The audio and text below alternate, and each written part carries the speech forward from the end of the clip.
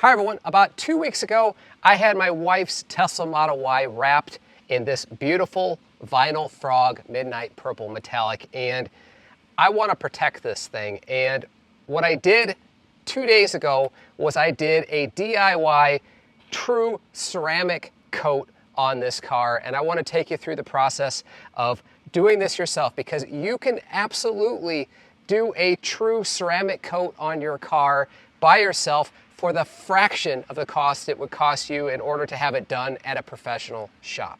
Before we jump into how you actually apply this ceramic coat, the next question is, why do you want to do it? Well, a ceramic coat is a very long-lasting coating that takes more steps than just spray on and spray off to do, but once you put it on there, it is going to protect your car from dirt, bugs, other debris, and with a vinyl wrap, it is definitely something that you want to do because vinyl wraps can be susceptible to staining and other things that might get on the car.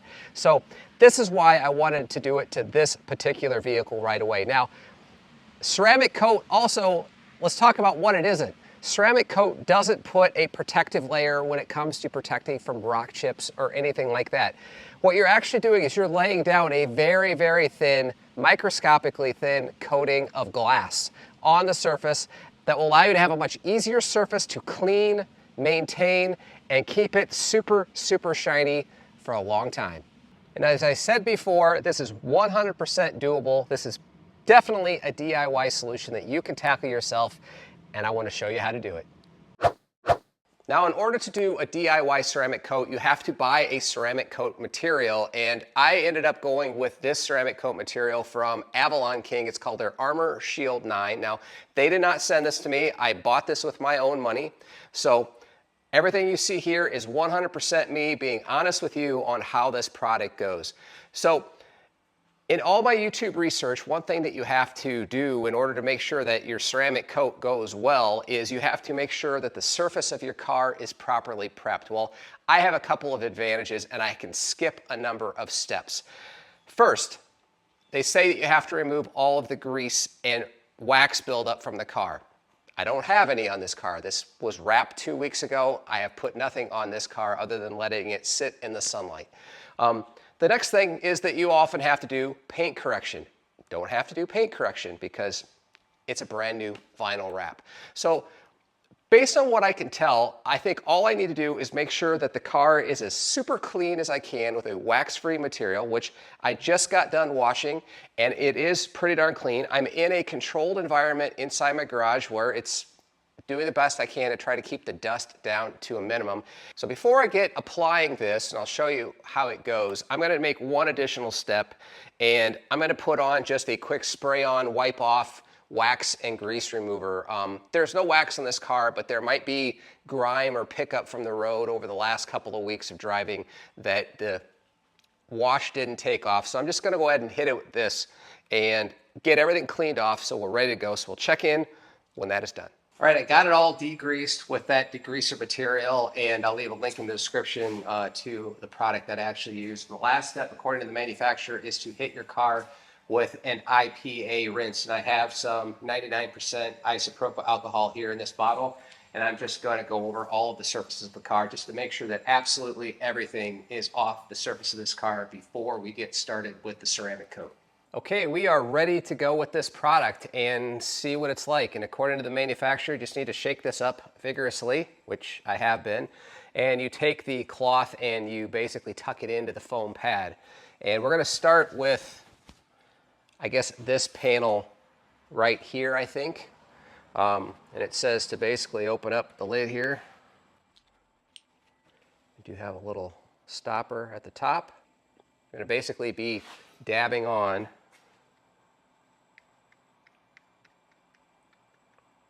to liberally, said generously soak the pad. And basically what we want to do is we want to put this on. It says to do it in vertical strokes and then go the opposite direction. Okay. Now we wait. The manufacturer says depending on the temperature outside, you need to let this kind of flash off, and you're going to start seeing maybe a rainbow effect when it starts to do that. And given how warm it is, the manufacturer is saying that it could only be as short as a couple of minutes. So you want to make sure that you don't do too big of a body panel at one time.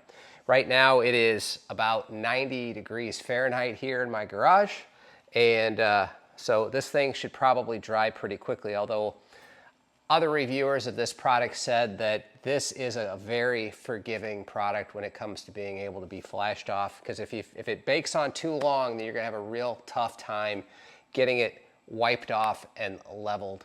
But according to a lot of people on YouTube, that generally isn't a problem. So we've only been here for a couple of minutes. I'm going to set the timer for 3 more minutes. And when that's done, we're going to wipe it off.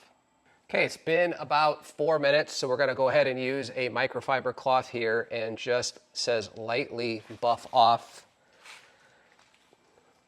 whatever residue or mirror look that you see. Now this is still wet, I think.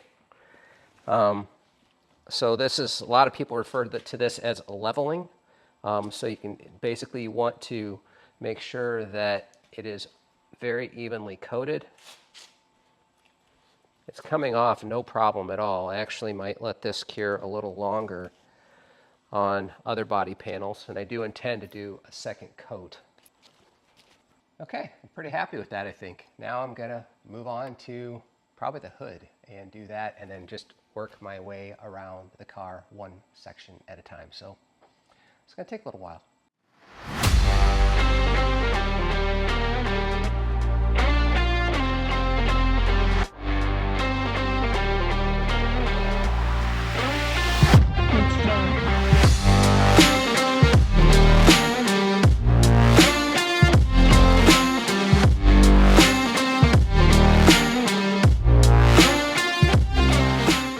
So far, this seems to be a very forgiving product. I'm not having any trouble buffing off, I guess buffing off probably isn't the right term, but buffing the smoothness of the ceramic coat and getting rid of any rainbow effect.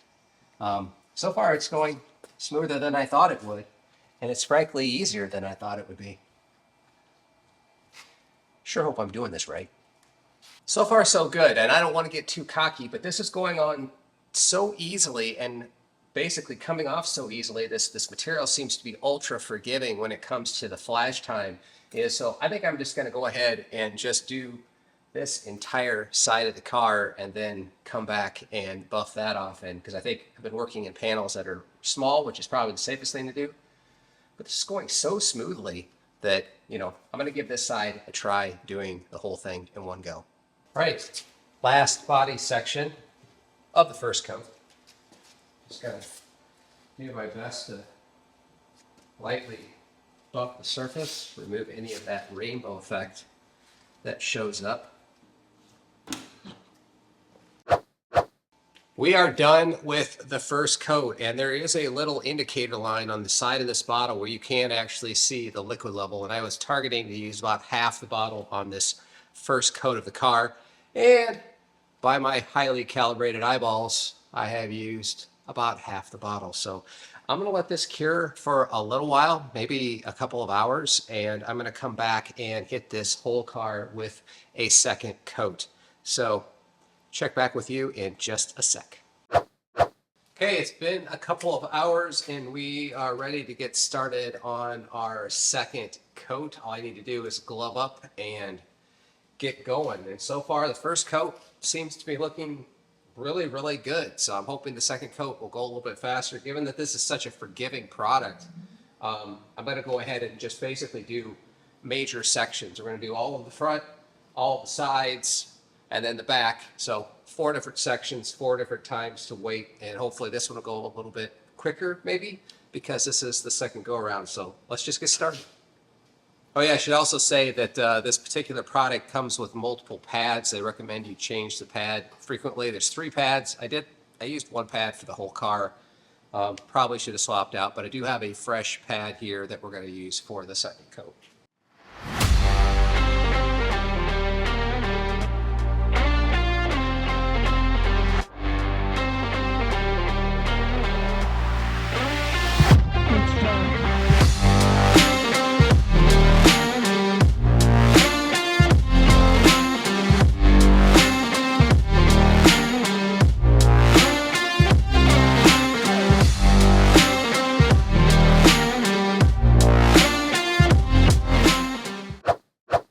Okay, the second coat is done. It's on. It went on super slick, no pun intended.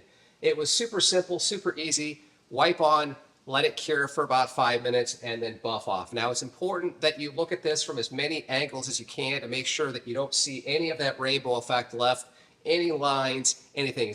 While it's wet right now is a time to take care of that surface. And I did the best I could with this dark purple to look at it as many angles as I can, and I think I have everything. So the next step is I have to let it cure. This particular manufacturer recommends that you let it cure for 48 hours, and that's exactly what I'm going to do. So for the next 2 days, it's going to sit here closed in my garage, and hopefully the next time you see me, it'll be out on the driveway and we can inspect how good or bad of a job I did. All right, here it is. We are done. 48 hours later, and the ceramic coat is absolutely done. It is baked on. It is ready for driving. And man, I have to admit that this product went on super easy, and I can't be more pleased with the results. I don't know how well this is showing through, but this thing is super, super shiny, like it's just been professionally detailed, and it should last that way for a very long time. Now, one of the things that this manufacturer says you need to do is you need to make sure that you keep it dry for the next 5 to 7 days, just to make sure that the surface has plenty of time to bake in and solidify on the surface of your car. So make sure you watch the weather before you take your car out, because you want to keep this thing dry for about a week if you can. I have to admit that before doing this install, I was actually pretty intimidated by the process, because you hear about ceramic coating as being this something that is super hard to do, it's super expensive, it has to be done by a professional. It can certainly be done by a professional if you do not want to do this yourself, but I'm telling you, this can 100% absolutely be done by yourself. It is definitely a DIY solution, and this particular product that I use from Avalon King was super forgiving, so you don't really have to worry about much of anything. All you have to do is you make sure that you prep the surface of your car, and those steps aren't hard, they're just time consuming. And if you have a car that you've had for a while, like my red one over here, that I plan on doing eventually, you're going to have to do a few more steps with regard to clay barring and paint correction and touch-up paint and all of those other things you have to do to get your surface pristine. But given that I have a brand new wrap here, my process admittedly was a little shorter and a little easier. So hopefully you found this video helpful. If you did, I'd appreciate you hitting that like button, and subscriptions are always welcome. And if you're looking to pick up a Tesla of your own, make sure you use a referral link. Use any referral link, but if you want to use mine, I'd appreciate it very much. Thanks so much for watching, and we'll catch you on the next video.